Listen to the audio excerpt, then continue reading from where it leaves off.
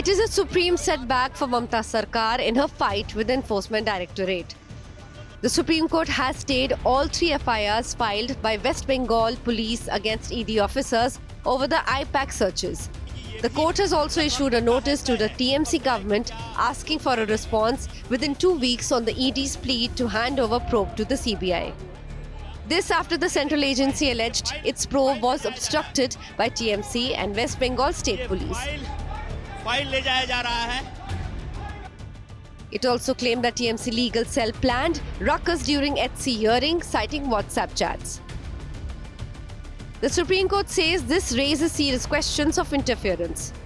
The bench also said it was deeply disturbed by the disruption in the Calcutta High Court, asking whether the court had been turned into a protest site. BJP welcomed the court decision, calling Mamta the agent of anarchy, alleging Jungle Raj in Bengal. ये नया बात नहीं है। जो तृणमूल कांग्रेस का legal cell है, ममता बनर्जी के इशारे पर व्हाट्सएप मैसेज भेजता है और कहता है सभी हाईकोर्ट पहुंच जाओ। ये ममता बनर्जी जंगल राज का प्रतीक है, अराजकता की मूर्ति है और जंगल राज कैसा होता है, बिल्कुल ममता राज जैसा होता है। Senior advocates Kapil Sibal and Abhishek Singhvi argued the ED acted with malified intent, saying the agency knew IPAC housed confidential election material. Evidence which has been taken by in this statement is 21st February 2024. Thereafter he was sleeping altogether. Now when the election is forthcoming, then he was jumping upon, ED is jumping upon. That is also the question now.